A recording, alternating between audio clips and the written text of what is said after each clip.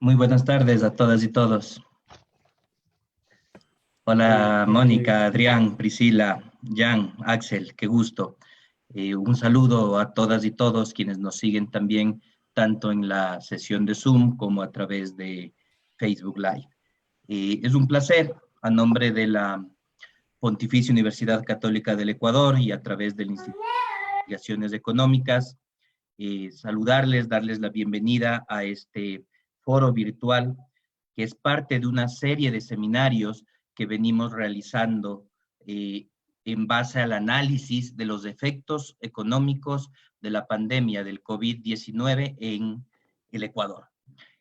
Como Instituto de Investigaciones Económicas, hicimos público un primer boletín de análisis de los efectos económicos, evidentemente efectos que se dan en el sistema de salud para proteger la vida y para atender a las personas, para prevenir también los contagios que requieren una importante movilización de recursos, así como una capacidad operativa de reacción y de atención. Un segundo nivel, o un segundo efecto, en cuanto a sostener el consumo y el bienestar de los hogares.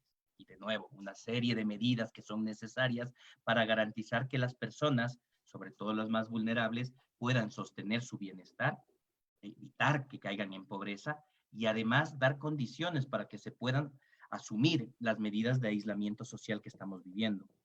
Un tercer efecto a través del empleo y cómo sostenerlo, de qué manera las empresas pueden también sostener el trabajo de las personas y de esa forma el ingreso y de nuevo el bienestar de los hogares. Y un cuarto elemento pensando en cómo sostenemos las capacidades para la reactivación productiva y social post-COVID. Y dentro de este marco, sin duda, la educación es un factor fundamental, tanto para atender la emergencia, para prevenir el rol de las universidades, el rol de las escuelas, de los colegios, también en términos del consumo, que los y las jóvenes puedan seguir accediendo a la educación y puedan seguir sus procesos educativos. Y cómo es también la capacidad social que soportamos para poder pensarnos esa reactivación y ese futuro. Entonces hay una serie de elementos en los cuales la educación juega un rol fundamental. Y estos elementos los hemos planteado en ese primer boletín del instituto y que da paso a esta serie de webinars. Este es el 9º que realizamos y tenemos agenda prevista hasta finales de junio. También hemos presentado un primer documento de trabajo en cuanto a los efectos específicos en niñez y adolescencia que lo hemos hecho público el día de hoy y que está disponible a través del internet. En ese marco, damos la bienvenida a este foro que vamos a analizar los efectos y desafíos del COVID-19 en la educación en el Ecuador. Y tenemos un panel de lujo. Yo le voy a dar en primer lugar la palabra a Axel Guanoluisa, presidente de la Asociación Escuela de Economía de la PUCE, parte también de los promotores de este proyecto de investigación que estamos realizando y en esa participación de los estudiantes que es fundamental también desde los procesos educativos. Entonces, Axel, buenas tardes, bienvenido y por favor, para que nos presentes también a nuestra moderadora y a nuestro panel de esta tarde. Gracias. Muchísimas gracias, Andrés, y a todos los panelistas e invitados que están viendo el panel. Primero decirles que es un panel en formato webinar, es decir, que solo los panelistas están tanto en cámara como en audio, y al final del panel podrán hacer sus preguntas en la sección de Q y A, preguntas y respuestas. Se realizarán las preguntas a los panelistas conforme el tiempo lo permita. Ahora voy a presentar a los panelistas y a nuestra moderadora. Nuestra panelista es Priscila Hermida, PhD en Economía por la Universidad de Essex, Inglaterra, y máster en Política Pública por la Universidad de Georgetown, Estados Unidos. Profesora titular de la Facultad de Ciencias Administrativas y Contables de la Pontificia Universidad Católica del Ecuador, sede Quito. Su principal área de investigación es la economía del capital humano, educación, salud y mercado laboral. Ha dictado las cátedras de Economía de la Educación, Política Social, Microeconomía, Econometría y métodos cuantitativos en varias universidades. Fue postdoctoral Research Assistant en la Universidad de Oxford y Research Associate en la Universidad de Bristol, Reino Unido. Es revisor par de varias revistas indexadas. Adrián Bonilla es PhD en Estudios Internacionales por la Universidad de Miami, máster en Asuntos Internacionales por la Universidad de Miami, diploma superior de posgrado en Ciencias Políticas con mención en Asuntos Latinoamericanos por Flaxo, Ecuador, licenciado en Ciencias Públicas y Sociales de la Universidad Central del Ecuador. Es profesor de la Flaxo Ecuador, ex secretario nacional de CENESID, ex secretario general de Flaxo, ex director de Flaxo Ecuador y ex subdirector de Flaxo Ecuador. Giancarlos García es PhD en Educación y Magíster en Educación, mención gerencial educacional por la Universidad Pedagógica Libertador. Licenciado en Educación, mención Filosofía y licenciado en Filosofía por la Universidad Católica Cecilio Acosta. Licenciado en Teología por la Universidad Católica Santa Rosa. Profesor en grado y posgrado de la Facultad de Ciencias de la Educación PUCE. Ha participado en el diseño de programas de posgrados en el área de la educación.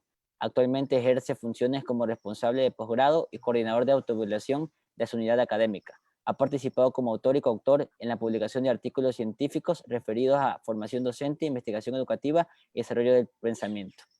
Nuestra moderadora es Mónica Mancheno, economista, magíster en docencia universitaria e investigación educativa por la Pontificia Universidad Católica del Ecuador. Máster en innovación y desarrollo de competencias en la educación superior por la Universidad de Deusto, Bilbao.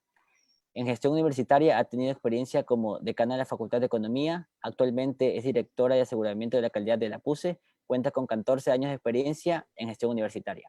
Buenas tardes con todos, le doy paso a nuestra moderadora Mónica Mancheno para que inicie el panel. Muchas gracias, Mónica. Gracias, Axel, muchas gracias, Andrés, por la invitación, gracias por darnos la oportunidad de compartir una serie de reflexiones alrededor de lo que estamos viviendo. Quiero también sumarme a la bienvenida y al agradecimiento a nuestros panelistas, Priscila, Adrián, Giancarlos. Muchas gracias por acompañarnos y sabemos que este conversatorio, estas reflexiones van a ser muy enriquecedoras y van a aportar muchísimo a todas las ideas que ahorita están circulando por la mente de todas las personas, ¿verdad? De familias, de estudiantes que están viviendo en carne propia una crisis de esta naturaleza. Como había arrancado, ¿no es cierto?, en la primera pregunta, yo estaba revisando unos datos de la UNESCO y realmente es alarmante la situación. Nunca se había vivido una crisis de esta naturaleza en la cual el 90% de los estudiantes que están involucrados en el sistema educativo, ¿no es cierto?, se han visto impactados. Y estos son datos generales a nivel mundial, pero sabemos que en las diferentes regiones las asimetrías son tales que no podemos comparar los resultados en Europa, en Estados Unidos, que en Latinoamérica. Y de allí la primera pregunta. ¿Cuáles serían las afectaciones tanto para el corto como para el largo plazo de la actual situación en el proceso formativo de los estudiantes en el Ecuador, tomando en consideración las características específicas de nuestro país, que es el tema, ¿verdad?, de las asimetrías que enfrentamos, del tema de las heterogeneidades que se enfrentan y ahora más que nunca de las restricciones tanto de índole económico como social? Entonces, en esta primera pregunta, veamos cuáles son esas afectaciones, cómo las ven ustedes. Prisi. Buenas tardes a todos. ¿Me escuchan? Buenas tardes a todos. Mi nombre es Priscila Hermida. Yo soy profesora de la Facultad de Ciencias Administrativas y Contables de la PUCE. Estoy muy contenta esta tarde de aceptar la invitación de todos ustedes. Le quiero agradecer de manera especial a Andrés. Y mi intervención el día de hoy va a estar guiada por las preguntas pues, de nuestra querida moderadora, pero voy a tratar de dar un punto de vista desde la economía de la educación para reflexionar acerca de los problemas que tenemos planteados. Como Mónica nos mencionaba, pues nos enfrentamos a una situación sin precedentes, un shock externo al sistema educativo en simultáneo en todos los países del mundo, que afecta también a los proveedores privados y a los proveedores públicos de educación en todos los niveles del sistema educativo. Entonces, esta situación es nueva, interesante y muy grave, como todos sabemos, ¿no? Desde el punto de vista de lo que está sucediendo, pues como todos sabemos, los proveedores de educación, el Sistema Nacional Educativo está semi-paralizado. Es decir, existen segmentos del sistema educativo que simplemente no han iniciado clases. Algunas universidades públicas, el sistema educativo secundario y primario en la región costa está a punto de iniciar. Y en cambio, algunos proveedores privados continuamos realizando nuestras tareas educativas a través de la adopción con diferentes grados de éxito de estrategias de emergencia para poder seguir realizando nuestra labor de la enseñanza de manera remota. Sin embargo, como Mónica también nos comentaba, esta situación de emergencia pues afecta a diferentes estudiantes de manera diversa y lamentablemente agrava los problemas, las brechas educativas que ya existían en el país en términos de diferencias de ingreso, diferencias de acceso a los servicios públicos y otro tipo de brechas educativas. Entonces, al momento lo que tenemos son un sistema de escuelas o de instituciones de educación superior cerrado, donde algunos estudiantes que cuentan con, por ejemplo, tienen que tener altos niveles de conectividad, la disponibilidad de varios equipos o de un equipo personal en sus hogares y también la disponibilidad de su propio tiempo y del tiempo de sus padres para el apoyo de las tareas educativas. Este tipo de estudiante es el que ha podido continuar con su proceso de aprendizaje bajo las actuales circunstancias. El resto de estudiantes, es decir, aquellos que no cumplan estas tres características, pues su proceso de acumulación de habilidades está básicamente suspendido. Entonces, volviendo al tema de la economía de la educación, sabemos que un shock de esta magnitud va a tener efectos sobre la demanda del servicio educativo y también sobre la oferta.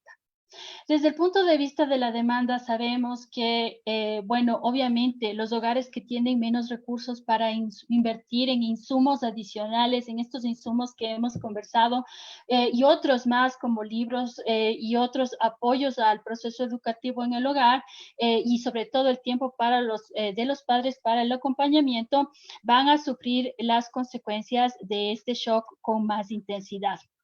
También sabemos por investigaciones realizadas en otros países, en casos de otros shocks externos, tales como, por ejemplo, sabemos qué fue lo que sucedió en términos de la acumulación de capital humano cuando sucedió la epidemia de ébola en el África. También sabemos qué fue lo que sucedió con la acumulación de capital humano durante la gripe española en 1918. También sabemos qué es lo que sucede con el proceso de acumulación de capital humano cuando existen grandes shocks macroeconómicos o cuando se destruyen las escuelas por efectos de terremotos u otros desastres naturales. Generalmente lo que sucede siempre es lo mismo, que se reduce el aprendizaje, se reduce el logro educativo y estos shocks externos generales tienen efectos de largo plazo en la vida de las personas, reduciendo su capital humano y reduciendo su productividad y su salario a lo largo del ciclo de vida.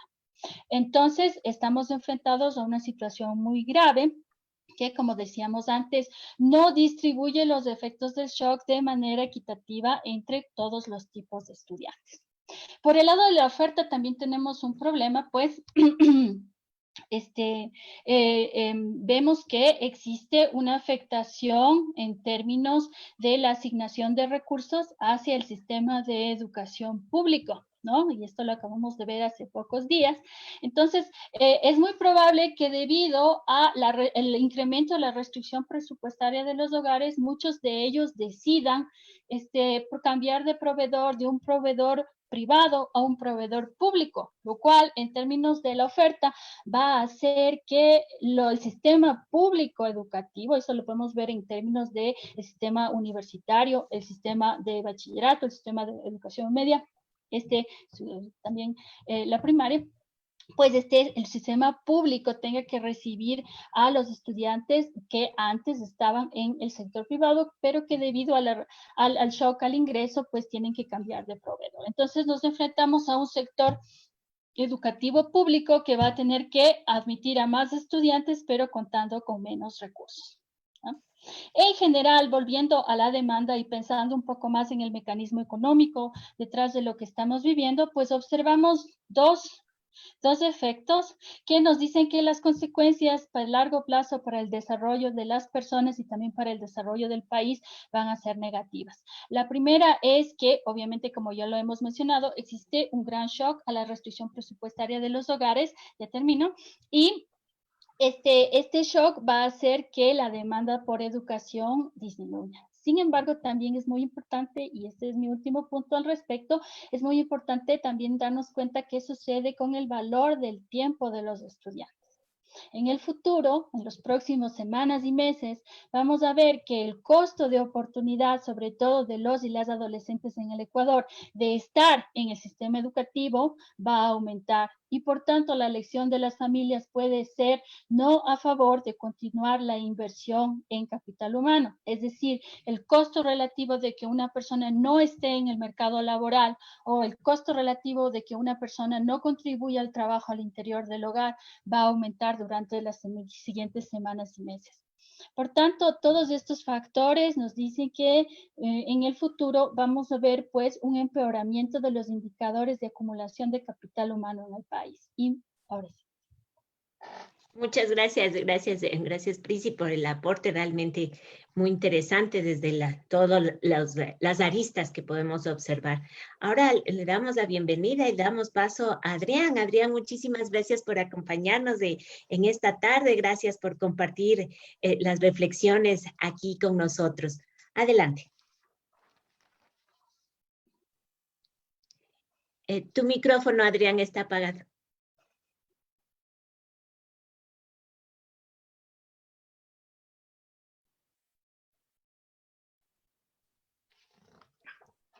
Ahí está.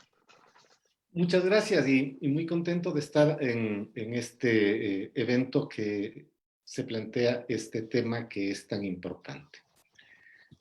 Frente a la primera pregunta que tú nos has planteado, yo creería que hay como 4 elementos sobre los cuales hay que reflexionar, que son las consecuencias de la enfermedad sobre los sistemas de educación. Me voy a referir particularmente al de educación superior. El primero tiene que ver con la agudización de todas las deficiencias de carácter estructural que la educación y la educación superior particularmente tiene en el país. Esto es, se trata de un servicio a la sociedad que se caracteriza por la inequidad. Lo que vamos a tener es una radicalización de las inequidades si es que no hay políticas públicas que estén diseñadas para poder neutralizarlo, ¿sí? Voy a ampliar un poquito más ahorita solo en número. Una segunda posibilidad, una segunda consecuencia, si no se hace nada, es un impacto directo a la calidad de la educación superior y esto merece una reflexión adicional que tiene que ver con la idea de qué consideramos calidad. Si es básicamente una forma de contabilidad del número de créditos y del número de publicaciones de los eventuales profesores, o si calidad tiene que ver con la capacidad que la educación superior tiene de vincular a las universidades con las necesidades de la sociedad. Una tercera consecuencia, si no se hace nada, que podría estar ocurriendo en el sistema de educación superior es una ampliación mayor de la brecha de conocimiento y la interrupción de los canales de transferencia de conocimiento con otras sociedades. Estoy hablando de conocimiento científico. Y finalmente, creo que efectivamente, si es que no se hace nada, lo que nosotros podríamos estar asistiendo es a una forma de degradación aún mayor de aquello que visualizamos como pertinencia, como la capacidad de la educación superior de dar cuenta de las soluciones de los problemas nacionales. ¿A qué nos lleva esto? Nos lleva esto, bueno, a la identificación de algunas necesidades y de varios principios que independientemente de la presencia de la pandemia, tendrían que ser de alguna manera el sustento de las políticas de educación superior de las universidades, pero también del Estado, en realidad políticas de la sociedad. ¿De qué estamos hablando? Estamos hablando de la necesidad de tener educación pertinente, esto es, una educación que se refiera a las necesidades del país y una educación que suponga como principal eje de evaluación el impacto en el entorno de estas universidades, el impacto en el entorno de la educación que se está ofreciendo. Una segunda dimensión que tiene que ver con todas estas necesidades de las que estamos hablando es aquello que tiene que ver con la democratización del acceso, ¿sí?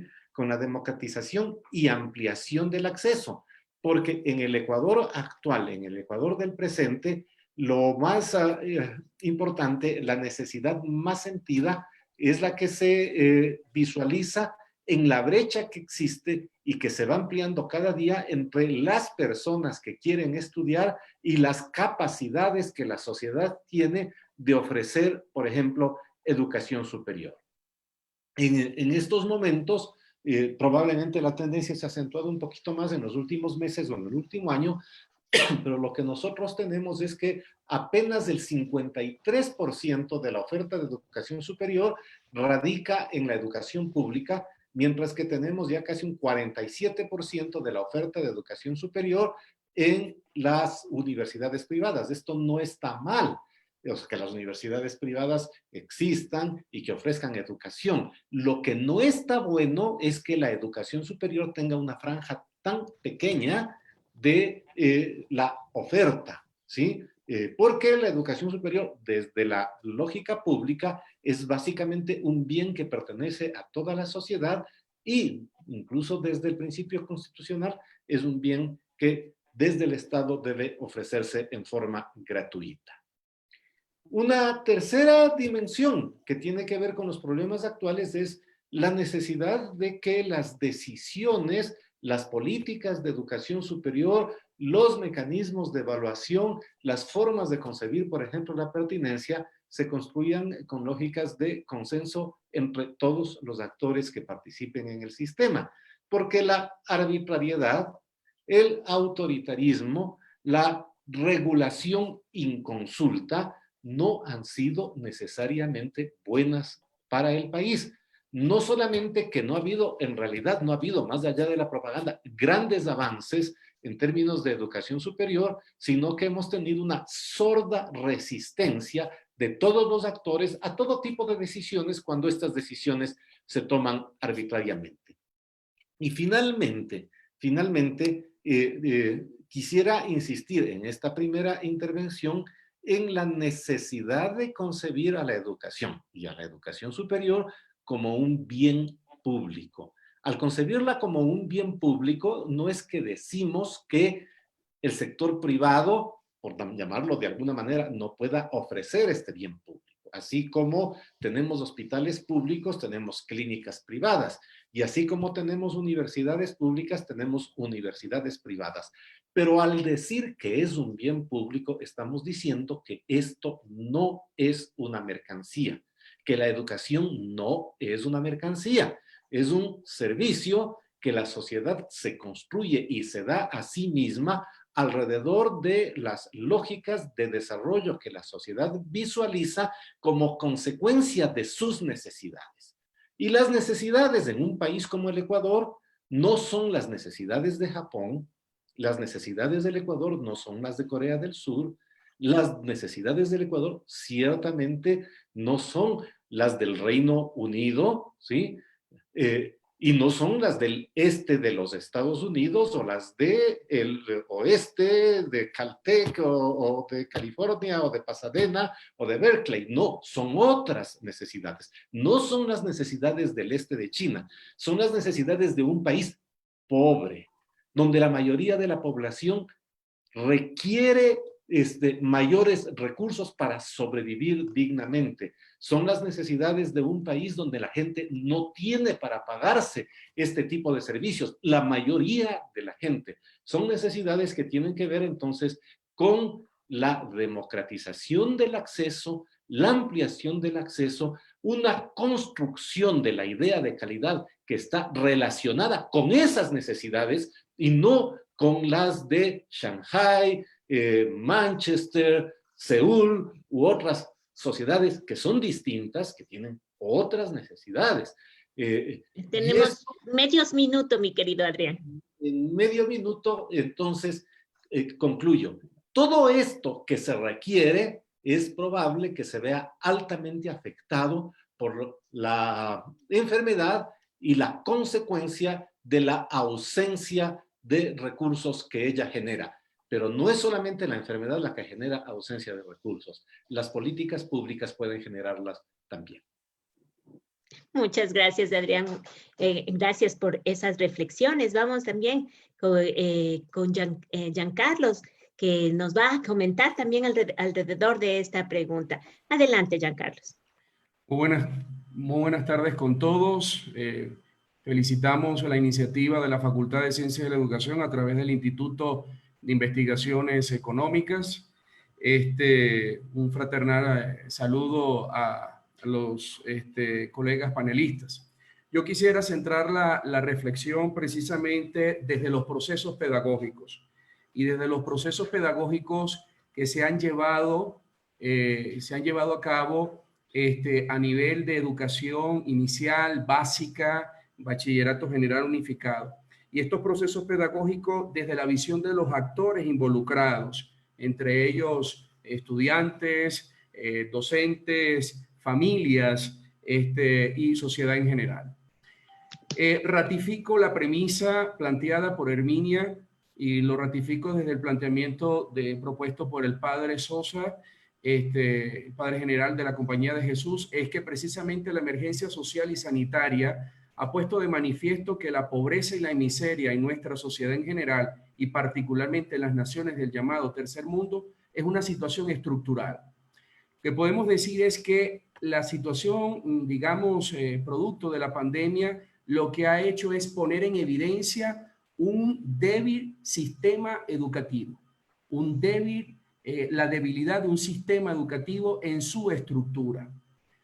En un primer momento, desde marzo, pues precisamente se asume, preservando la vida, pues se asume la decisión del Ejecutivo Nacional de continuar la normalidad, entre comillas, de los procesos educativos mediante la modalidad de educación en casa. Eso exige trasladar un currículo que ha sido concebido desde una modalidad presencial a una modalidad virtual no clara, porque no es lo mismo hablar de una educación virtual que tiene toda una estructura, tiene toda una concepción, tiene todo un modelo pedagógico, a hablar de una educación remota en emergencia.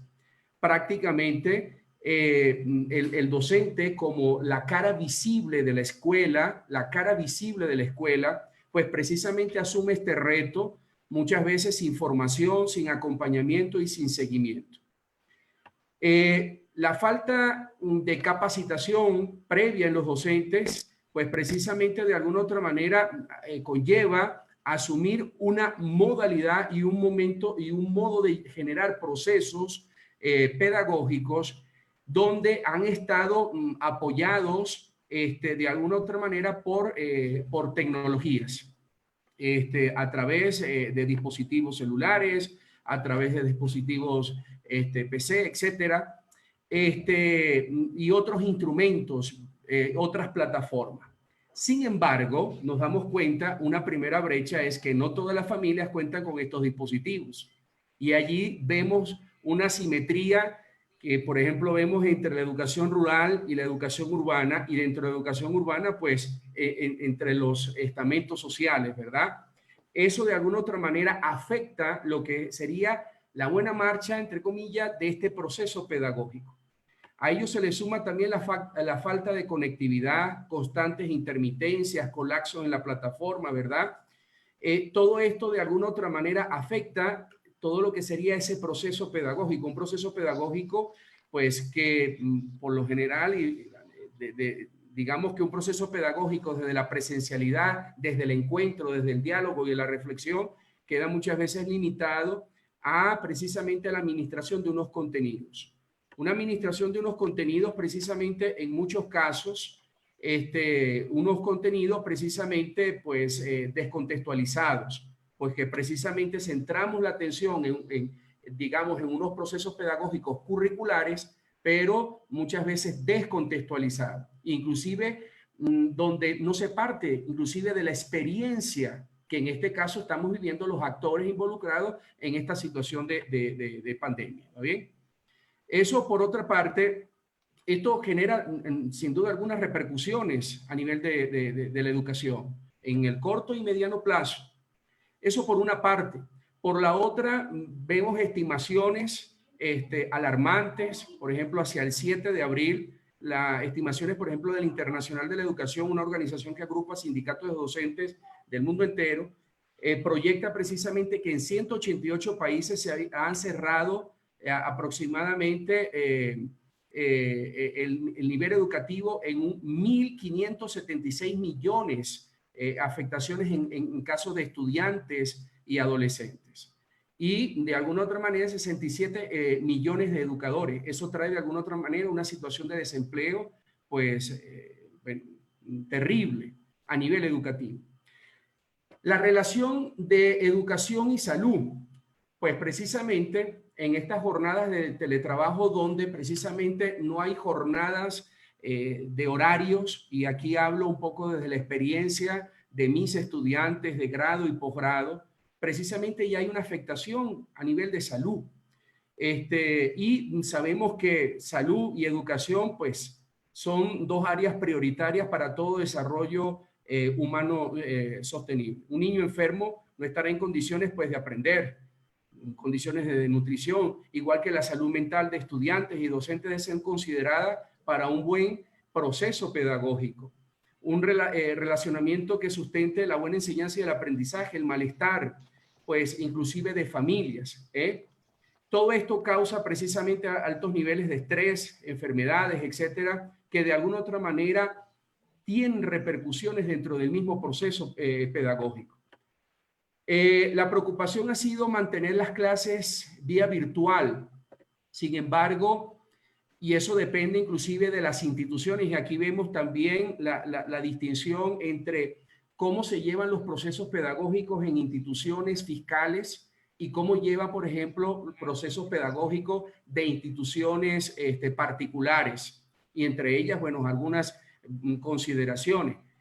Pero en algunos casos, precisamente, la preocupación ha sido mantener las clases por vía virtual sin considerar los altos porcentajes de familias, como lo decía ahora, sin acceso a Internet, inclusive a servicios básicos, luz eléctrica, agua, etcétera, con presión sobre todo en contenidos y en horas de trabajo, como una manera de justificar precisamente de alguna otra manera la empleabilidad, generando nuevas causas de estrés situacional en unos y en otros. Mantener el contacto educativo virtual es positivo, es cierto.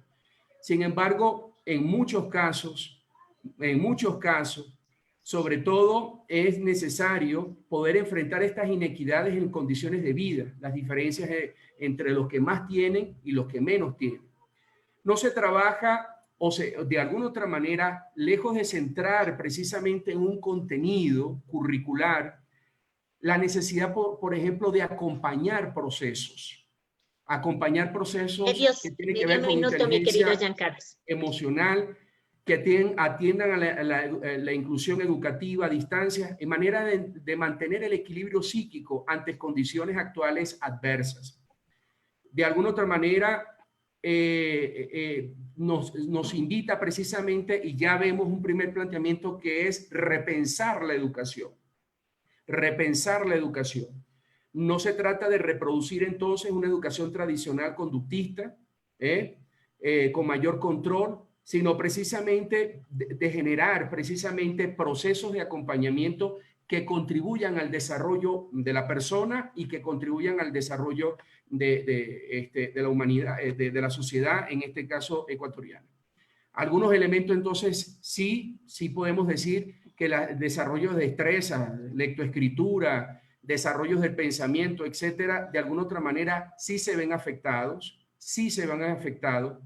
y de la misma manera la afectación se nos abre un panorama de deserción escolar por una parte, pero por la otra de la capacidad que tenga la educación fiscal de poder recibir una posible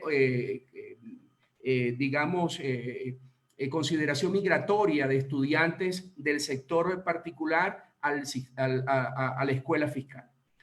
Gracias, esto nos replantea un nuevo modelo pedagógico. Y seguimos muchas gracias. Y seguimos el diálogo, eso es importante. Aquí nuestros panelistas, ¿verdad?, han topado varios temas sumamente importantes. Se han hablado, ¿no es cierto?, de la profundización de brechas. Tanto nuestra panelista Priscila como Adrián hablaron sobre el tema de la profundización de brechas, y en un país con las características de nuestro país, esa profundización de brechas sería demasiado grave. También hemos topado, ¿no es cierto?, lo que significa el freno que viviríamos en cuanto a formación de capital humano. Hemos visto también efectos respecto a la demanda y a la oferta de educación. Se ha topado un tema muy interesante como es el tema de la calidad, que es momento quizá de replantearla, de ver cómo la vamos a entender y cómo la queremos a nivel de país. También el tema de cómo valorar el hecho de la educación como un bien público, y que eso detona incluso la capacidad de consenso o la necesidad de consenso que deben existir en esta situación tan grave como estamos viviendo. También el tema del valor del tiempo del estudiante, los cuestionamientos que pueden haber respecto al estudiante de sus estudios versus de insertarse tempranamente al mercado laboral. Y finalmente, Giancarlos nos aportó muchísimo con el tema de lo que significan los procesos pedagógicos. ¿Qué implicaciones tiene el que un niño o los estudiantes pasen a formarse en sus hogares? Principalmente en los niños, ¿no? En los chiquitines, la madre tiene una capacidad importantísima dentro de la formación, pero si la madre no tiene los niveles de formación adecuados, si no ha podido estar dentro del sistema educativo, las brechas pueden profundizarse e incluso generarse desmotivaciones. Y algo, ¿no es cierto?, el tema de salud, también topado en este sentido. Entonces vemos que la problemática es compleja. Y ante esa situación de complejidad viene la segunda pregunta: ¿qué hacemos? Yo creo que todo el mundo lo que va a preguntarse en esta situación es ¿qué hacer? ¿Cuáles son las posibles soluciones? ¿Qué es lo que ustedes podrían vislumbrar? Sabemos que estamos viviendo en incertidumbre, pero alguna luz podemos tener a partir de sus experiencias. Entonces, nuevamente le doy la palabra a Prisi. Gracias, Moni, muchas gracias. Como todos los compañeros del panel han mencionado, pues nos encontramos ante una magnitud del desafío muy grande. Y ante grandes males hay grandes remedios. Así que voy a proponer principalmente, dado el tiempo que es tan reducido y que me está produciendo problemas para poder comunicarme con ustedes, dado el chiquito espacio que tengo para articular mis ideas, voy a ser súper esquemática y proponerles 3 locas ideas acerca de qué hacer para que nuestro sistema nuestro mercado de educación no colapse, para que la construcción de las habilidades personales de los individuos y para que la construcción de un futuro como país en términos de desarrollo tampoco colapse. Así que estas tres ideas son en base a lo que también nos dice la economía de la educación y también lo que sabemos acerca de los sistemas de administración educativos, ¿no?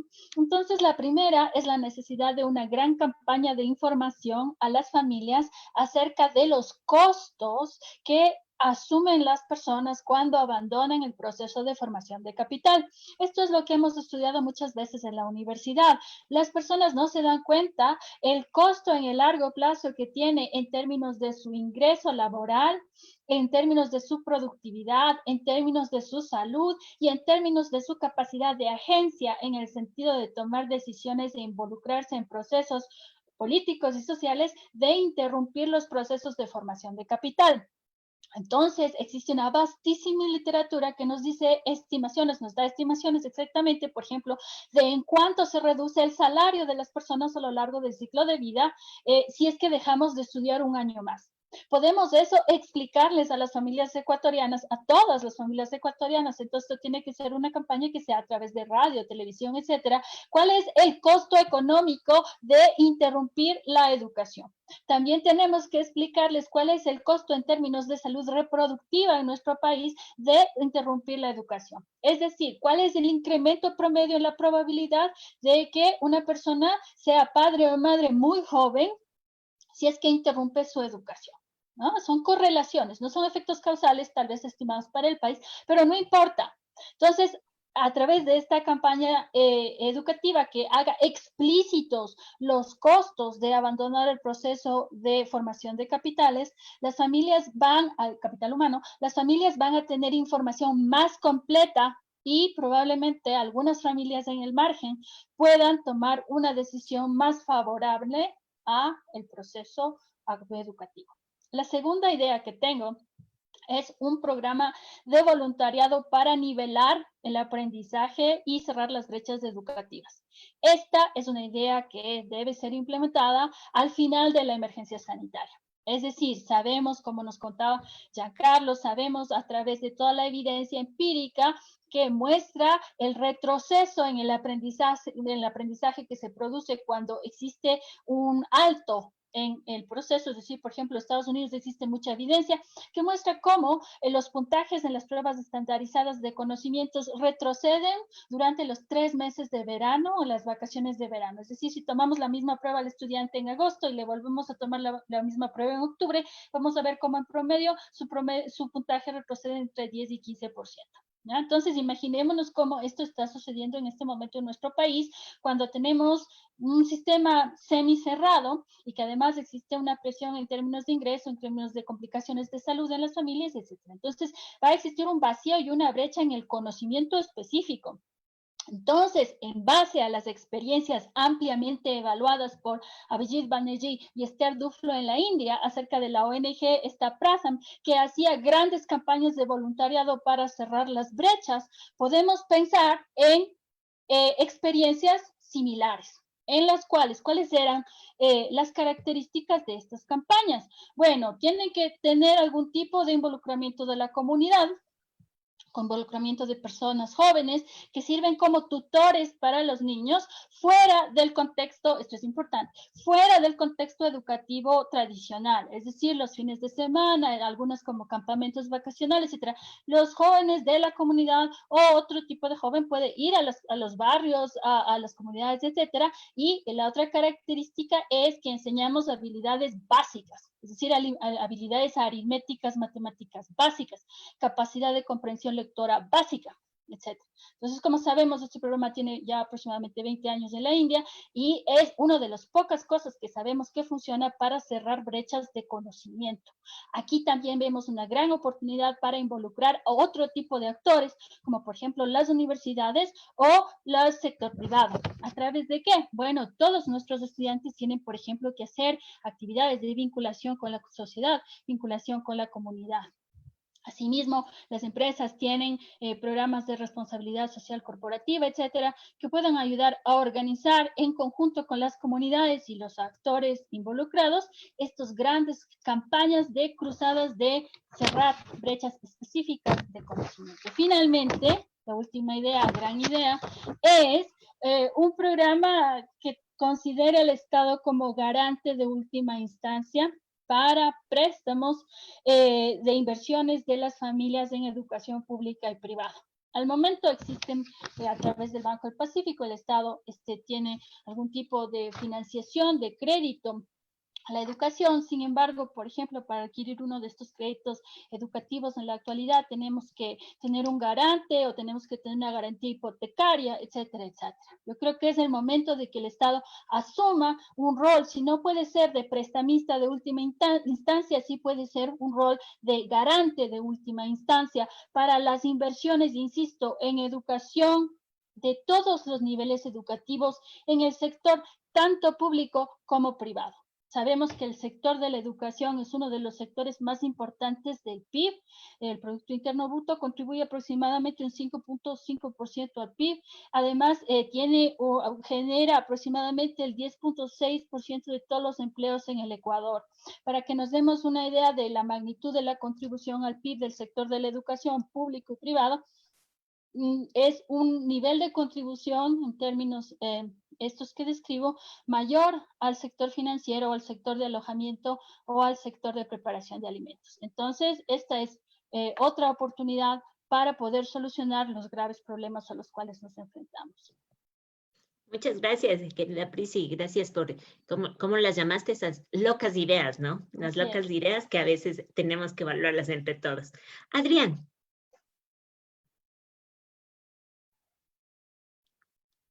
El micrófono, Adrián, está apagado.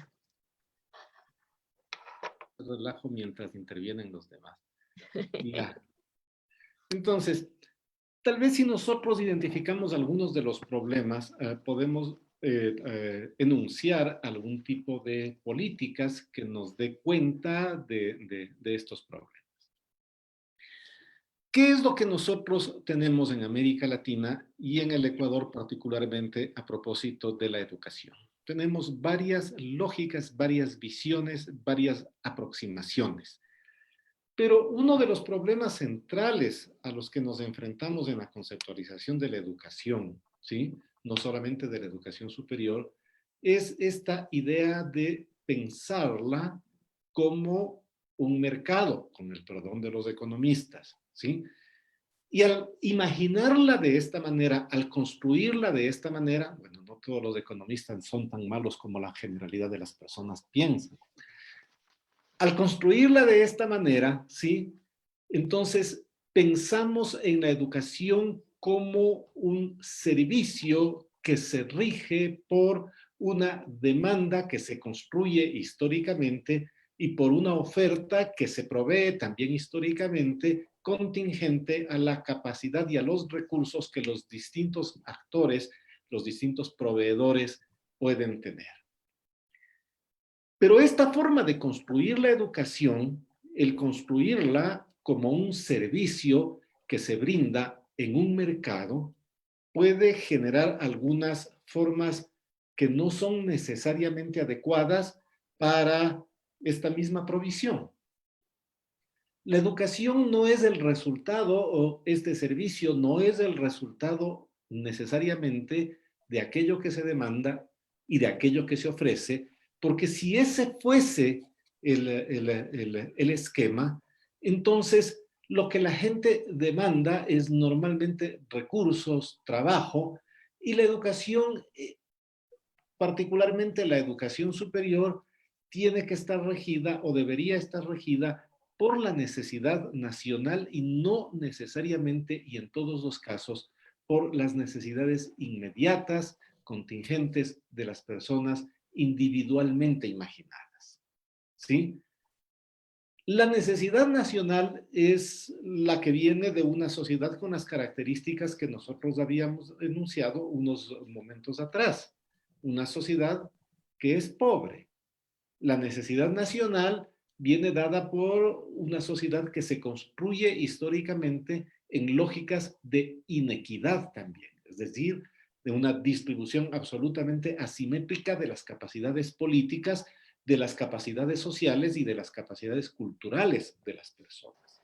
La inequidad se manifiesta no solamente, aunque se manifiesta así, en el acceso a los recursos, la inequidad se manifiesta también en una serie de construcciones, de imágenes que permiten la discriminación, que legitiman la discriminación en lógicas históricas, y en el Ecuador particularmente, discriminación que se produce por origen de clase, una sociedad profundamente clasista, y discriminación que se produce, por ejemplo, por pertenencia étnica, por adscripción cultural, ¿sí? Que tiene que ver con el hecho colonial y con una serie de atavismos que todavía subsisten en una sociedad como la nuestra.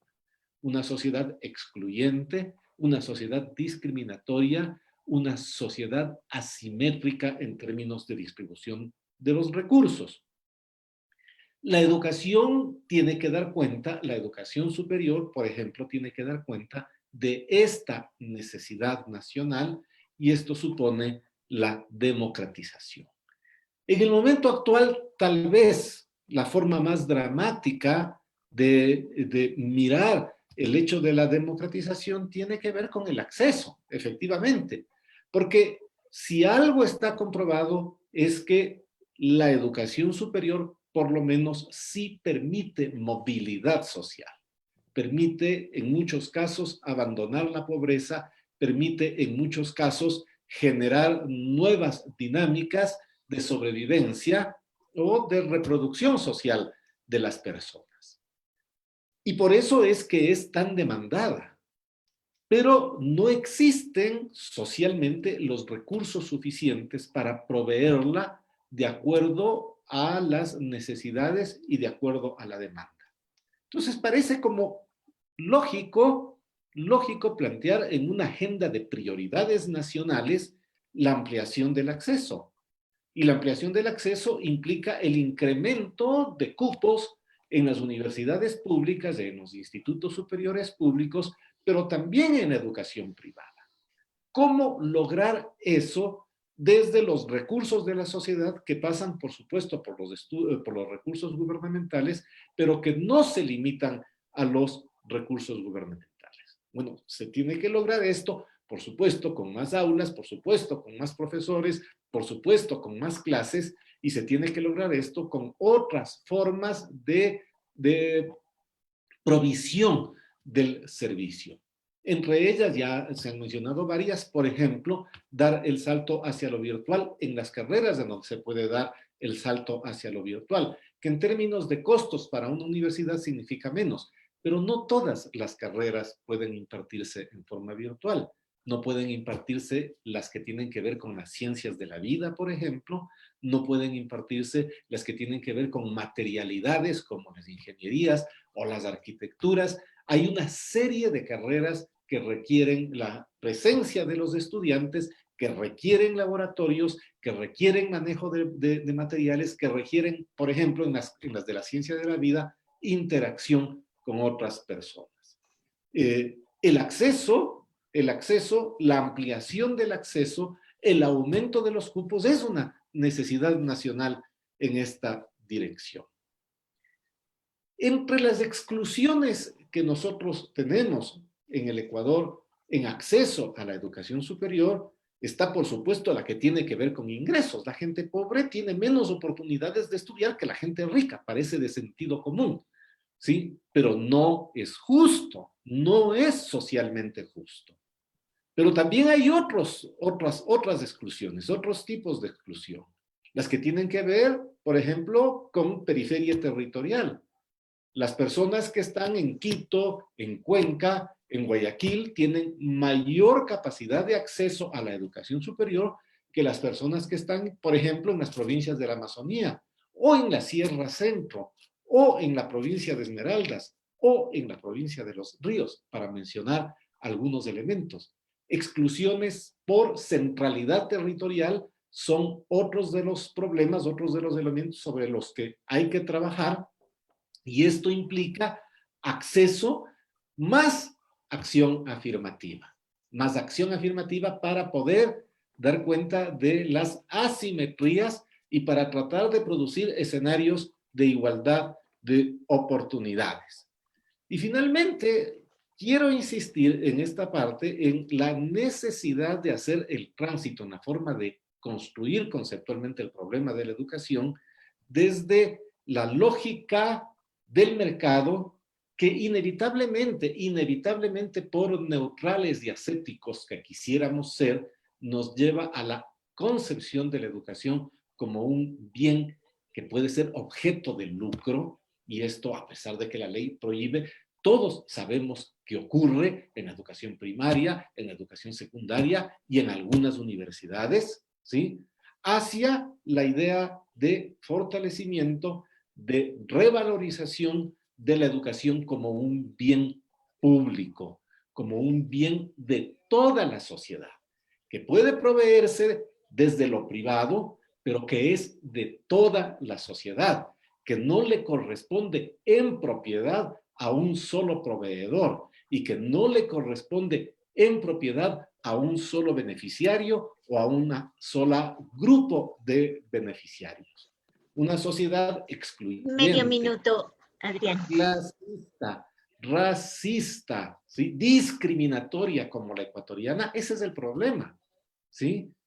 Y ese problema tiene o pasa, la resolución de ese problema pasa por una serie de políticas sociales y una de ellas es la educación. La educación es un instrumento y ese es el fin de la educación, solucionar los problemas. El fin de la educación no es solamente transmitir conocimientos, el fin de la educación es que estos conocimientos tengan algún sentido.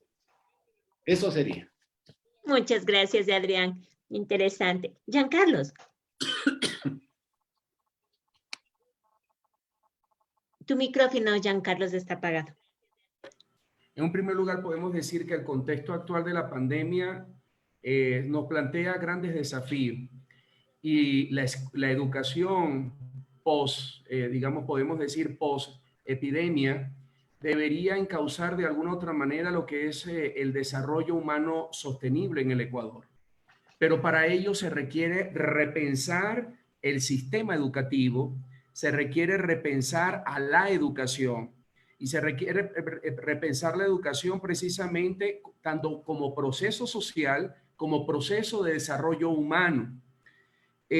Por una parte. Por la otra, se requiere de alguna otra manera superar esa visión instrumental del aprendizaje, meramente disciplinar, o ver la educación solamente como el aprendizaje como o desde el control social, sino que se debe ver el aprendizaje precisamente como procesos cognitivos integrales que involucra a la persona humana. Y aquí tenemos que recuperar precisamente la dimensión fundamental del hecho educativo, que es un hecho, la educación es un hecho antropológico fundamentalmente, que abarca todas las dimensiones del ser humano y que esa propuesta pedagógica, esos nuevos modelos pedagógicos deben estar de alguna u otra manera articulados con estas visiones interdisciplinarias, de nuevos enfoques de aprendizaje desde la investigación, desde los problemas del contexto, aprendizaje desde retos, desde la experiencia.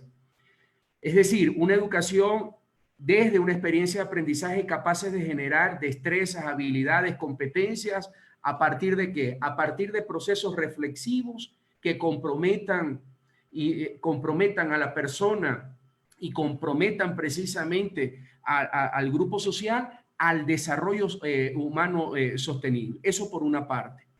Por la otra, es necesario el trabajo en redes. Desde hace muchos años se han venido trabajando en redes y yo creo que el trabajo de las redes en este momento tiene una palabra oportuna. Desde las distintas áreas de conocimiento sería oportuno en este momento generar procesos de sistematización de experiencia, no solamente como de recopilación de información, sino precisamente de sistematización de experiencia para descubrir esas coordenadas que de alguna otra manera subyacen en estos procesos pedagógicos, ¿verdad? Y a partir de allí hacer todo ese replanteamiento de nuevos modelos pedagógicos.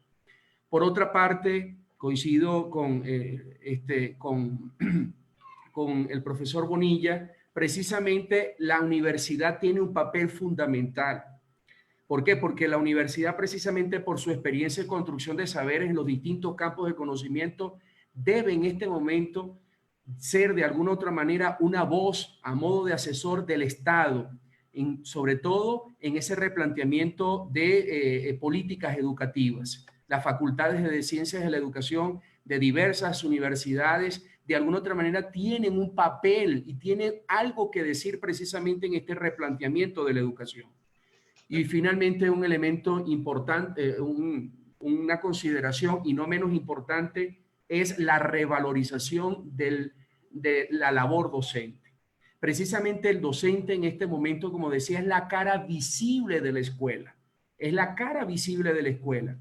Ahora, no podemos ver al docente como un mero operador instrumental del currículo. No, no. Y es allí donde hay que revalorizar precisamente el papel docente, ¿verdad? La formación docente, desde pregrado, desde las experiencias, por ejemplo, de profesionalización. Tal es el caso, por ejemplo, en la Facultad de Ciencias de la Educación de la PUCE. Precisamente de dar esas herramientas. Precisamente, ¿por qué? Porque nos enfrentamos de alguna otra manera en la necesidad de poder acompañar un proceso de resiliencia comunitaria que permita establecer precisamente ese vínculo de la escuela con la familia, de tal manera que el docente en este momento es un agente importantísimo en ese proceso de repensar el hecho educativo, precisamente tiene un papel activo, creativo, como un agente de cambio y de mediación social.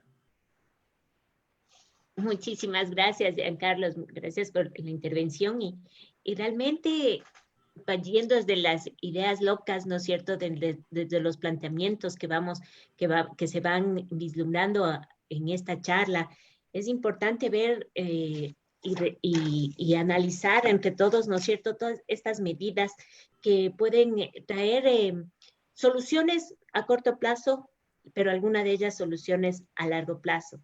Las hemos planteado, ¿no es cierto?, como el tema de lo que significaría una campaña de información, pero es mucho más el tener una información mucho más abierta, más amplia, para que los tomadores de decisiones las tomen con bastante convicción de qué es lo que les puede pasar, tanto en el corto plazo como en el largo plazo de su decisión.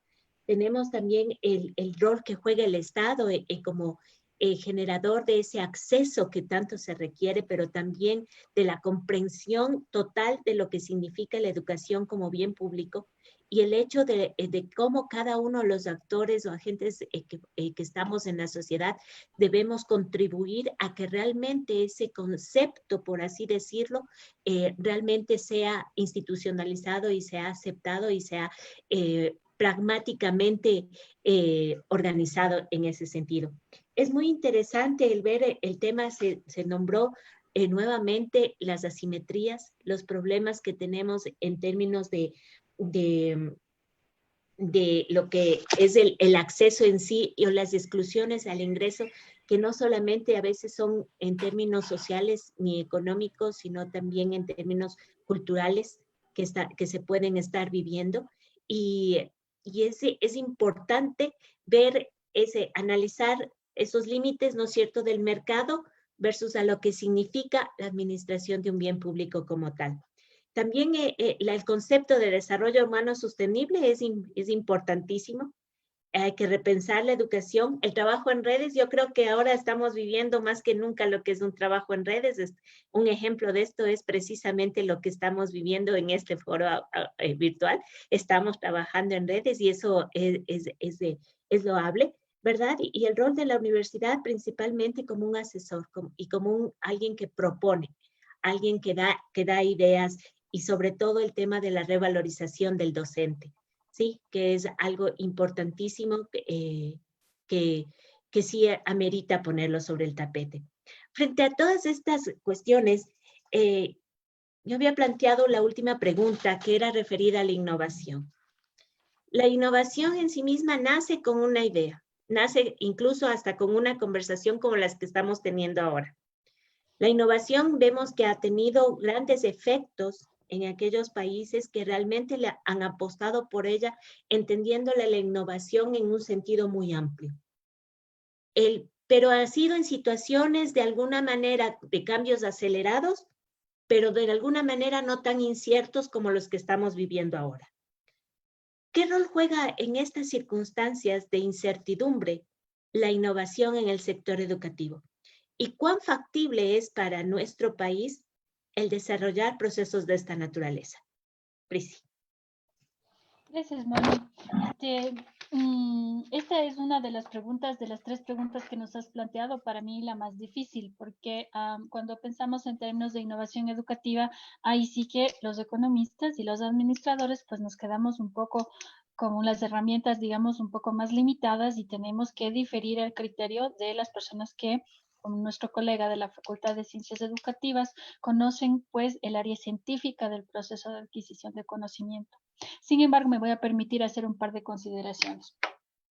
Como bien nos decía Moni, mucha innovación ha surgido en contextos de crisis y es verdad que las limitaciones pueden acelerar la innovación porque muchas veces lo que es aceptable en no es aceptable en circunstancias normales o caminos que están cerrados en circunstancias normales pueden abrirse o pueden considerarse en circunstancias de crisis extrema. Entonces, en ese sentido, podemos pensar en nuestro sistema educativo, y voy a hablar desde la experiencia como docente, muchísimos años en la universidad. Nuestro sistema educativo es un sistema educativo que privilegia la memoria, la adquisición de información de una manera en rota, en lugar del desarrollo de habilidades lógicas y de razonamiento. Y eso lo observamos los profesores cuando vienen los estudiantes, y esa es la principal manera en la que, por lo menos he visto yo, pueden acceder al conocimiento, pueden aproximarse al conocimiento.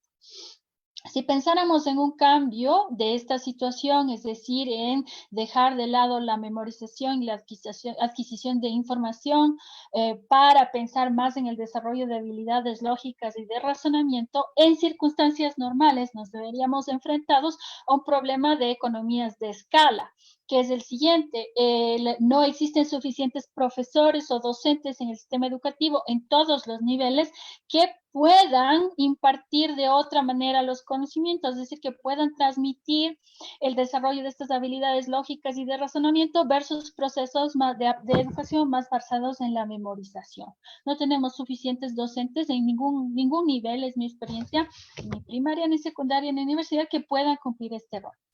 Entonces, esta situación de emergencia tal vez nos presenta la oportunidad de utilizar medios masivos de comunicación como la radio y la televisión, donde podemos aprovechar ahí sí las economías de escala y utilizar estos recursos docentes escasos para llegar a una cantidad más grande de estudiantes, ¿no? También es importante, como decía Giancarlo, pensar en reformas un poco más profundas al proceso educativo, reformas, por ejemplo, a los contenidos curriculares a diferentes niveles que de alguna manera privilegien lo importante. O las habilidades que son importantes, pero para eso también, como decía Adrián, tiene que haber algún tipo de consenso social acerca de cuál es el rol de la educación y cuáles son esas habilidades que son importantes en los procesos educativos. También quisiera decir en términos de innovación que es importante, así como dije antes, ampliar el espectro de los actores involucrados y recibir la colaboración de otros estamentos de la sociedad, ¿no? Como son los padres de familia, las comunidades, etcétera, etcétera, y aprovechar roles tales como las alianzas público-privadas y las redes de colaboración ciudadana, ¿no? de colaboración social.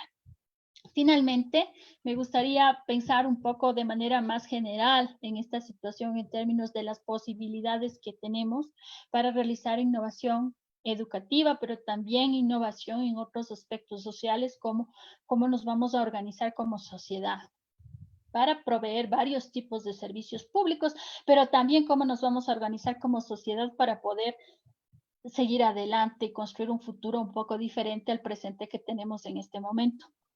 Y en ese sentido, la crisis crea nuevos problemas y crea en general nuevas necesidades. Sin embargo, nos vemos en una situación en las cuales también cambian las opciones disponibles que tenemos de solución para esas necesidades o problemas. Es decir, algunas vías o algunos caminos que antes eran posibles, ahora ya no son posibles, ¿no? E incluso lo podemos ver porque es imposible producir el servicio educativo o porque es demasiado caro hacerlo de cierta manera, etcétera, etcétera. Entonces, una crisis crea nuevos problemas, pero al mismo tiempo cambia, diríamos los economistas, el set de soluciones posibles que podemos utilizar.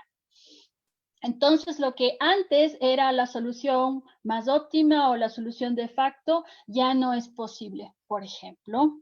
Y esto para muchos actores del sistema educativo, para los padres de familia, para los docentes, para los estudiantes, hasta para las autoridades, puede ser muy difícil de aceptar. Y entonces nos vemos enfrentados a opiniones o puntos de vista como, por ejemplo, cierren todo, cierren la universidad, cierren las escuelas hasta que encuentren las vacunas y todo vuelva a ser como antes, ¿no es cierto? Entonces, si pensamos en la innovación educativa, lo primero que tenemos que hacer es de alguna manera afrontar el hecho de que las cosas no van a ser como antes, ¿no? No van a ser como antes, y es muy posible que soluciones que antes puede que no hayan sido las óptimas antes, o sea, antes soluciones que eran no óptimas antes, o no aceptadas antes, o no pensadas antes, o no exploradas antes, pueden ser vías de solución ahora, ¿ya?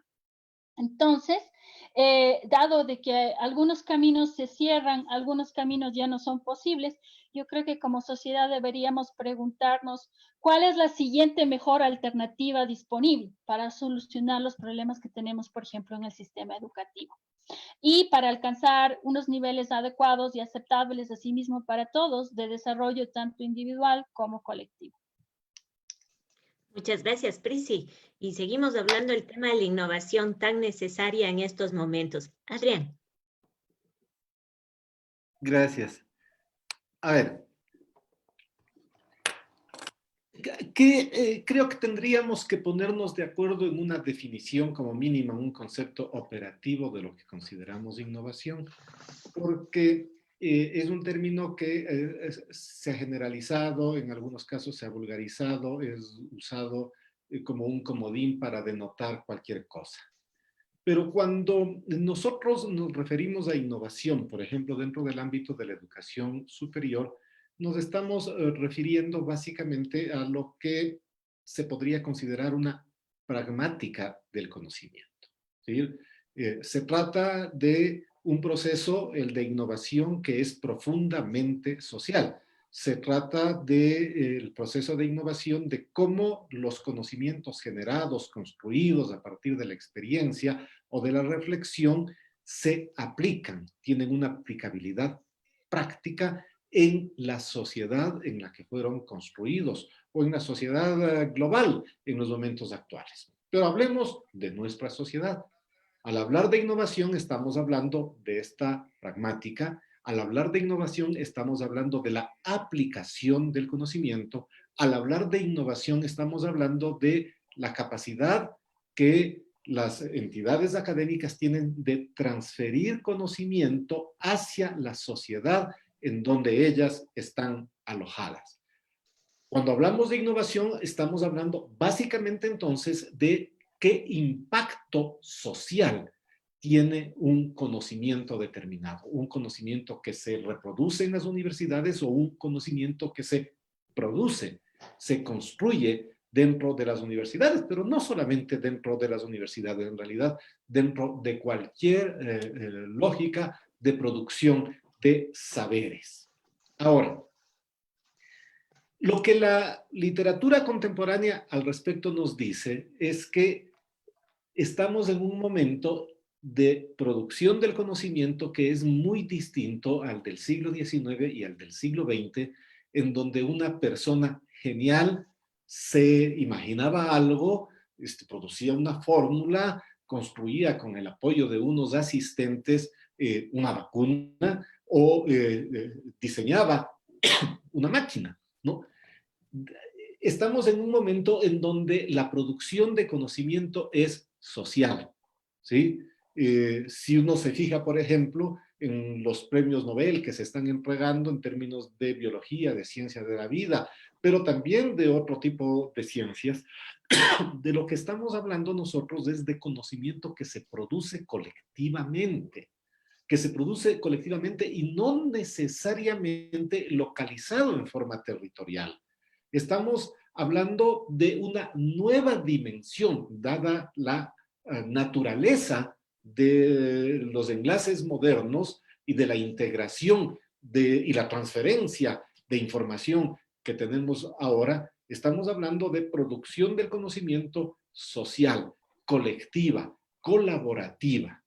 De lo que se trata en el Ecuador, por ejemplo, entonces, es de producir las condiciones dentro de las instituciones que producen saber, que producen conocimiento, para que haya vinculación, ligámenes, relaciones no solamente endogámicas dentro de la misma universidad, no a partir de personas geniales, sino de producir condiciones para que el conocimiento pueda ser creado social, colectiva, colaborativamente entre varias instituciones, entre varias universidades, entre las universidades y los beneficiarios, por ejemplo.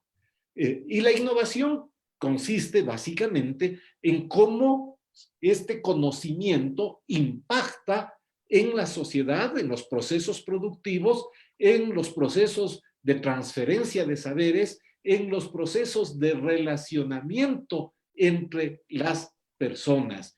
Esto es básicamente la idea de innovación.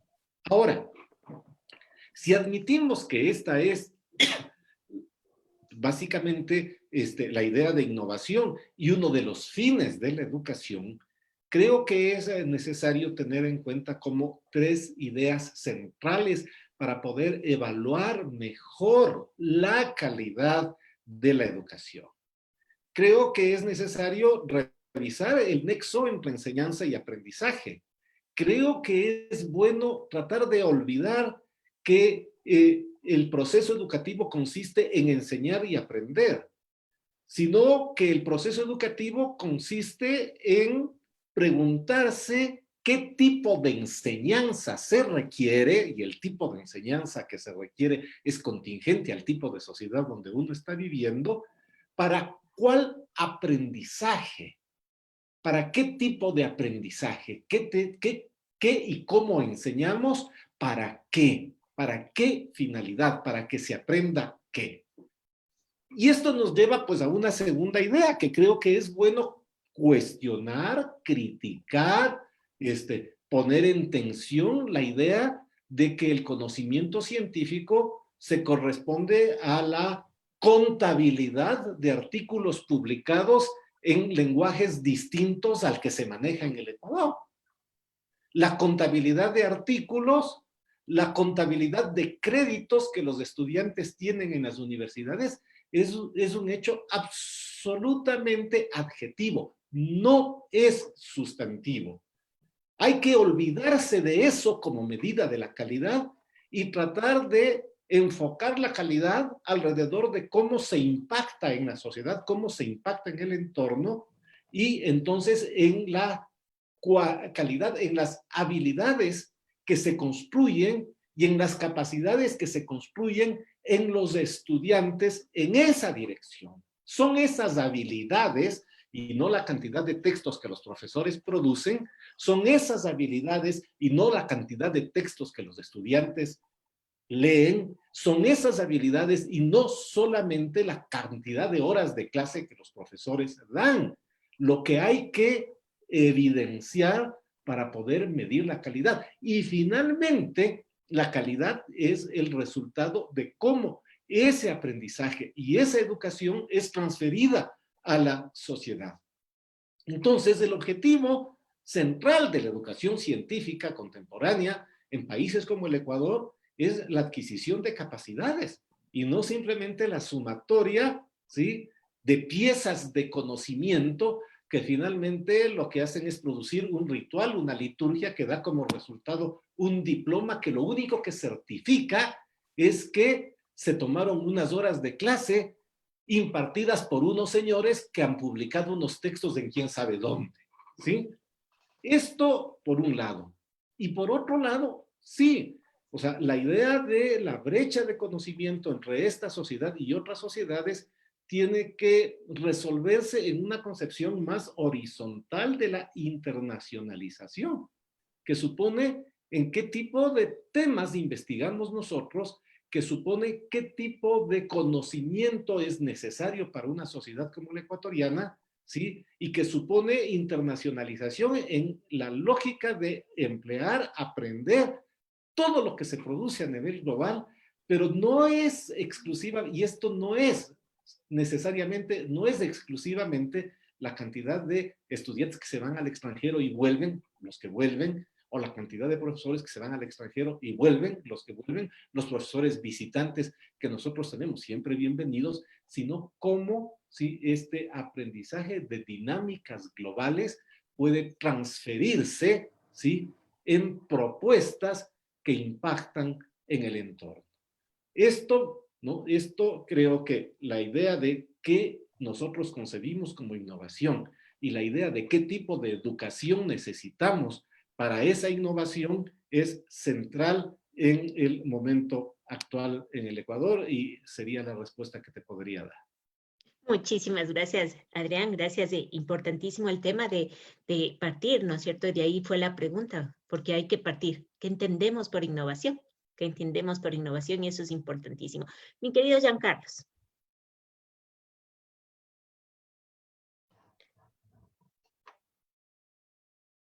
Bien, lo primero tenemos que decir es que la educación, hay un binomio perfecto entre educación e innovación. No se puede entender la innovación, la educación sin la innovación. ¿Por qué? Porque la educación como característica fundamental implica un proceso de cambio, de transformación. Una característica per se de la educación es que es un proceso dinámico que genera de alguna u otra manera transformación. En ese sentido, la innovación desde la educación no es otra cosa que un proceso en el que se identifican problemas del contexto y cómo se genera alternativas de solución desde el hecho educativo apoyado desde procesos de investigación. Por eso es importantísimo y no podemos entender la innovación en educación sin la investigación. La investigación es consustancial dentro del hecho educativo desde esta perspectiva, por una parte. Por la otra, la innovación entonces implica el repensar y como veíamos ahora, al yo repensar la educación me permite entonces generar procesos de aprendizaje contextualizados, flexibles, de alguna otra manera que me permitan estar en sintonía con lo que la sociedad de alguna otra manera requiere, exige, plantea. Eso por una parte. Por la otra, la innovación en educación da la posibilidad de la transferencia del saber. La transferencia del saber, la aplicabilidad del saber. Y aquí sí, como decía el profe Bonilla, de alguna otra manera, precisamente tiene ese sentido de cómo desde la educación y desde el saber soy capaz de gestionar y de generar alternativas de solución en los distintos campos, en los distintos requerimientos. Eso requiere de alguna otra manera una apertura cultural, no puede haber innovación desde esquemas de alguna otra manera que de alguna otra manera limiten el repensar desde una visión creativa, desde una visión inclusive fundamentada desde estos enfoques, nuevos enfoques pedagógicos, repito, aprendizaje basado en proyectos, aprendizaje basado en problemas, aprendizaje basado en retos, cómo de alguna otra manera, inclusive tenemos experiencia desde la Maestría en Innovación Educativa de la Facultad de Ciencias de la Educación, cómo se generan proyectos integradores capaces de generar y dar respuesta desde, claro, y para ello desde unos enfoques, y esto es importante, no puede haber innovación sin una perspectiva teórica, desde una perspectiva metodológica que me permita dar lectura de fenómenos y a partir de allí de generar precisamente alternativas de solución. Eso implica repensar la escuela, repensar la educación, darle precisamente un carácter de autonomía precisamente a las escuelas. Hay unas políticas macro, sí, pero si en esas políticas macro no hay una posibilidad precisamente de una autonomía responsable desde allí y a partir de allí poder generar alternativas de solución, difícilmente podremos alcanzar de alguna otra manera lo que se plantea precisamente con la innovación. La innovación inclusive, y en fin de cuentas, implica un cambio de mentalidad. Y no puede haber, la innovación no se decreta, se gesta desde unas condiciones, se gesta desde unos factores que de alguna otra manera contribuyen precisamente para que la educación a partir de allí tenga siempre algo que decir, siempre algo que ofrecer precisamente a la sociedad.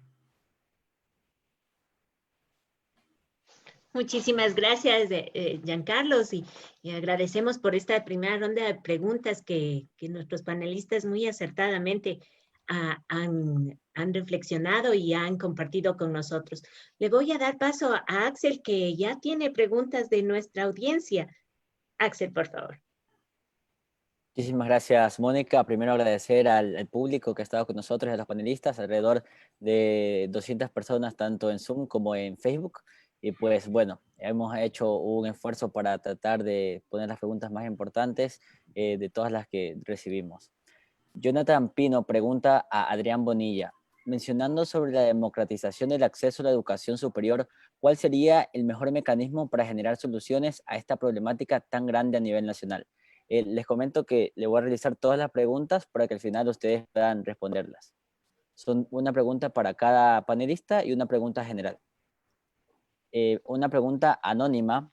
Buenas tardes con todas y todos. Esta pregunta dirigida para Priscila Hermida. Si bien es cierto, el contexto de la pandemia ha visibilizado los problemas estructurales del Ecuador en tanto educación transversalmente, como el tema sobre género y decisiones de participación en la formación de capital humano profundizará los problemas que ya venía presentando el Ecuador. ¿Esto afectará a ambos géneros por igual o repercutirá con mayor fuerza en el género femenino como en otros varios problemas estructurales? Mariana Duque consulta a Giancarlos García. ¿Cuál sería la visión participativa para la construcción de un enfoque curricular que responda a la situación post-COVID-19? A su vez, respondiendo a las necesidades de los grupos vulnerables dentro del sistema educativo. La pregunta general para nuestros panelistas es de Fabiola Moscoso, quien pregunta, si la educación es un derecho humano, ¿cuál es el rol del Estado para entregar este bien sin asimetrías, sin inequidad y sin exclusión? Muchísimas gracias. Le doy paso a Mónica para que ella pertinentemente le dé paso a ustedes, panelistas. Bueno, vamos un poco a iniciar por las preguntas que dirigieron a Adrián, ¿no? Adrián. Gracias. A ver, la idea de democratizar la educación superior supone en estos momentos, desde la necesidad nacional, visualizar sistemáticamente el tema del acceso y plantear el tema del acceso como una necesidad no solamente de la ampliación de la oferta académica en el Ecuador, sino como una necesidad de neutralizar las lógicas históricas de exclusión y de discriminación. En esta sociedad, con políticas públicas, ¿sí? O sea, no podemos nosotros plantear en el futuro, en una sociedad utópica, entonces la solución a los problemas actuales del Ecuador son una sociedad utópica. Eso no soluciona los problemas inmediatos. Hay que tener algún tipo de respuestas para hoy, en esta sociedad, con los recursos que ahora se tienen y con esta estructura injusta en que el Ecuador existe. Eso es necesario reflexionar, independientemente de que sí, podemos plantearnos un modelo societal de carácter distinto, libertario, igualitario, en fin, todas las cosas que podemos imaginar como buenas para la vida de las personas. Pero en esta sociedad, de lo que se trata es de neutralizar las lógicas de discriminación y exclusión y de lo que se trata es de garantizar, por ejemplo, un mejor acceso. ¿Qué significa esto? En este momento, bueno, significa fortalecer la docencia. Significa fortalecer la docencia en primer lugar. Si nosotros queremos ampliar el acceso a la educación pública y a la educación privada, necesitamos prestigiar la docencia. Necesitamos volver a pensar en la docencia como un elemento central de la educación superior.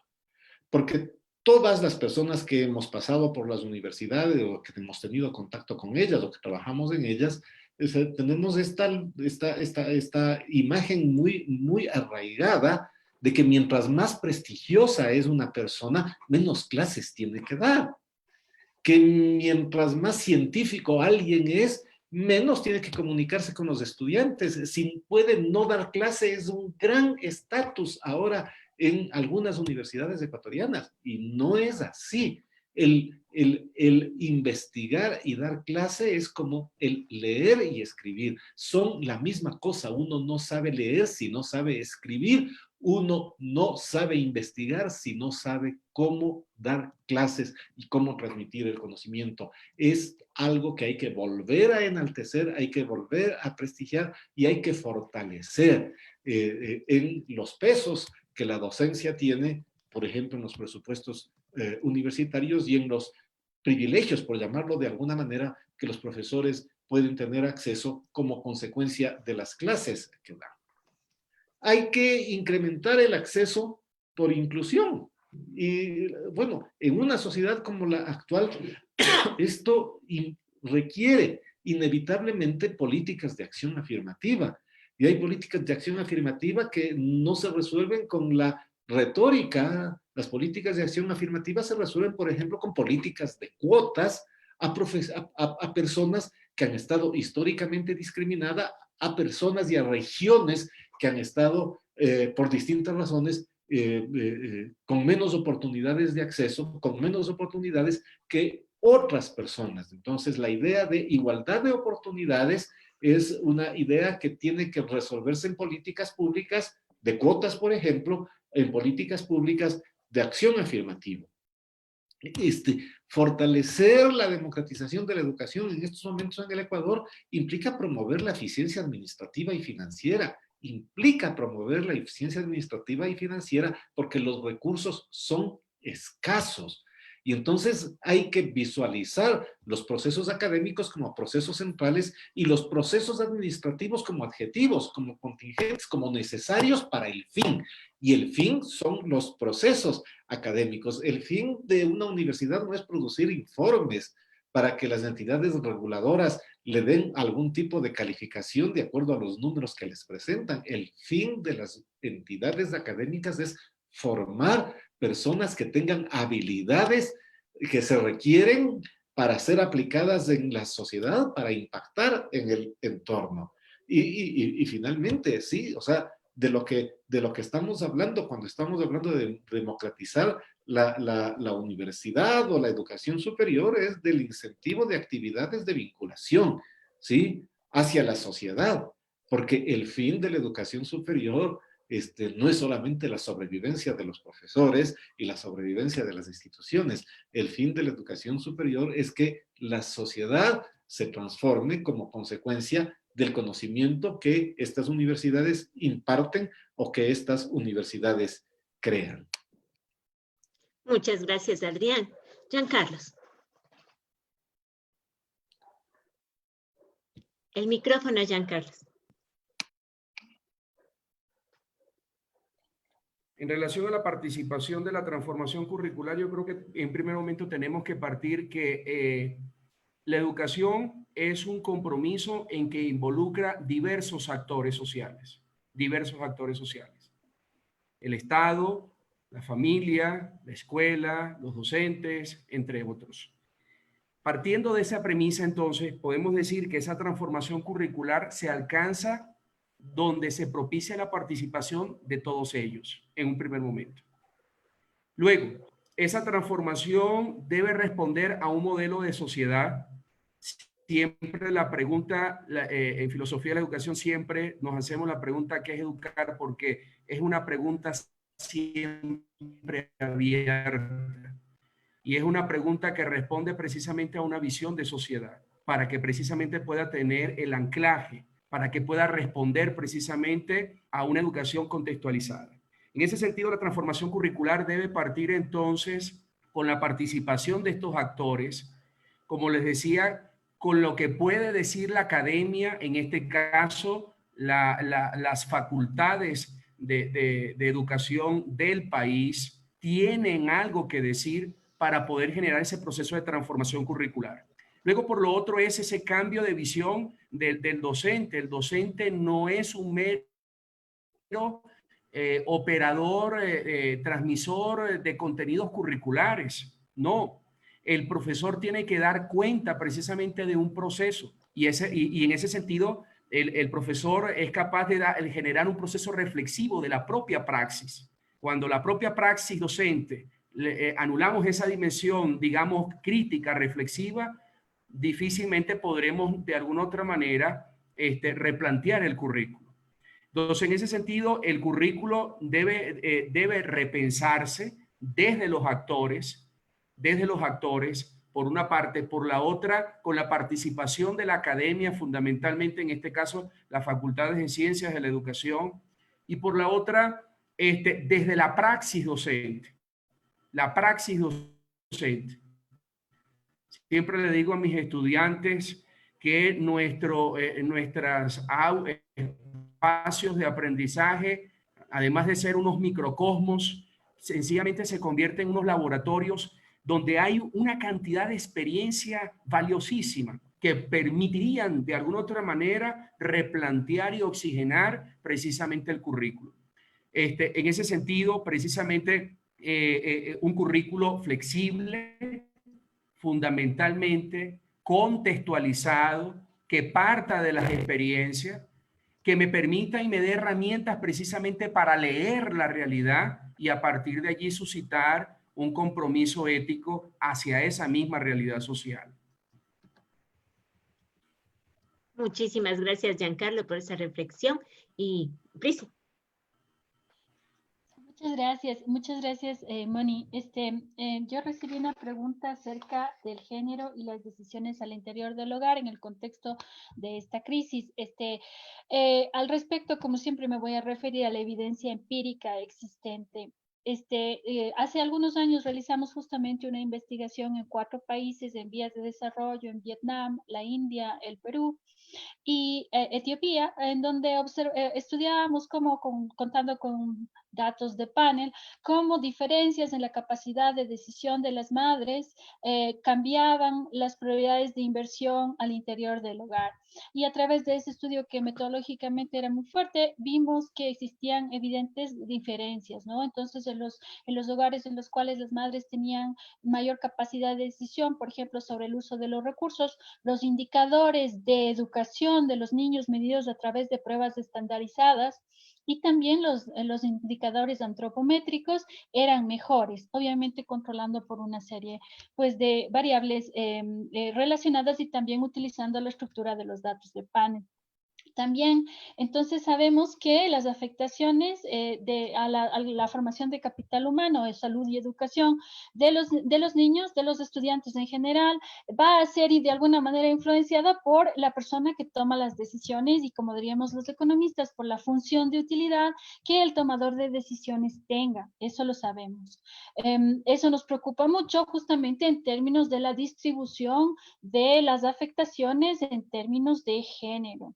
También hay una dimensión de este problema que tiene repercusiones en términos de género que son muy importantes. El día de ayer el Observatorio de Participación y Protección Social de Quito reportó que durante la duración de la emergencia sanitaria y el confinamiento se han producido 7 infanticidios y el suicidio de 10 niños y adolescentes en nuestro país. Y esto es muy obvio. ¿Por qué? Porque los niños están más expuestos debido al confinamiento, no solo los niños, también los adolescentes, en general las personas. Estamos expuestas durante el confinamiento a niveles más altos de violencia familiar y de violencia al interior de los hogares. Entonces, obviamente, esta dimensión va a tener impactos que van a atribuirse de manera más que proporcional a las niñas y las mujeres de nuestro país. Entonces, es algo que debemos tomar en cuenta. Finalmente, otra vez voy a hablar de una investigación que realizamos asimismo hace varios años, que fue el efecto de la destrucción del 80% de las escuelas en Guatemala en la década de los 70 debido a un terremoto muy grande. Y ahí observamos que, viendo el censo nacional 20 años después, pues las afectaciones en términos de género eran muy diferentes. Es decir, que mientras los niños habían detenido su proceso de acumulación de capital y los niños que habían sido afectados, los niños varones que habían sido afectados por la destrucción de las escuelas, tenían menos años de escolaridad comparado a otros niños varones, las niñas en general simplemente habían salido del sistema educativo, y esas niñas que habían estado en el proceso escolar cuando se destruyeron las escuelas debido al terremoto, pues simplemente tenían unos niveles educativos muy diferentes en comparación a otras niñas, ¿no? Entonces sabemos que las afectaciones de estos shocks a los sistemas educativos tienen una dimensión de género muy importante. Finalmente, también me gustaría decir que, como han mencionado otros panelistas, las dificultades y las afectaciones de género en términos de la acumulación de capital humano no solamente se dan en educación, sino también se dan en salud. Como resultado de esa investigación, por ejemplo, veíamos que las niñas que estaban en umbrales de desarrollo humano, por ejemplo, en su primera infancia, durante estos shocks tan grandes, de magnitud tan grande para la sociedad, eran bastantes centímetros más bajitas que las niñas que habían pasado el umbral de formación de capital humano, ¿no? Entonces sabemos que incluso la distribución de los alimentos al interior del hogar es diferente bajo estas circunstancias, porque, por ejemplo, no observamos ninguna de estas afectaciones en términos de altura o indicadores antropométricos para el caso de los niños varones. Entonces, en general, la dimensión de género es una dimensión que es fundamental tomarla en cuenta cuando nos encontramos a un problema de estas características. Muchas gracias, Prisi. Muchas gracias a todos nuestros panelistas por sus excelentes intervenciones. Realmente el tema nos da para seguir hasta la medianoche, ¿no, mi querido Andrés? Pero no nos van a dejar seguir hasta la medianoche y sabemos que hay mucho por analizar. La crisis actual es dura, pero creo que es una gran oportunidad. No solamente para romper ciertas lógicas en la cual estamos viviendo o hemos vivido como país, es la oportunidad de generar un replanteamiento total de cómo manejar la situación desde los hogares, desde la escuela, desde la universidad, desde el gobierno, desde las empresas, desde todos los actores económicos. Y queda aquí latente, ¿no es cierto?, un cuestionamiento que se recibió de cuál es la mejor metodología que debemos aplicar en aula para poder desarrollar lo que la actual situación requiere en cuanto a capacidades y habilidades. Y eso creo que sería algo que nosotros, los que estamos aquí como docentes y como estudiantes también, el hecho de repensar nuestra labor ante estas nuevas condiciones. Muchísimas gracias. Andrés. Muchas gracias, Moni. Muchas gracias a todas y todos. Efectivamente, como lo decía el docente, el maestro Francisco Mora, somos lo que la educación hace de nosotros.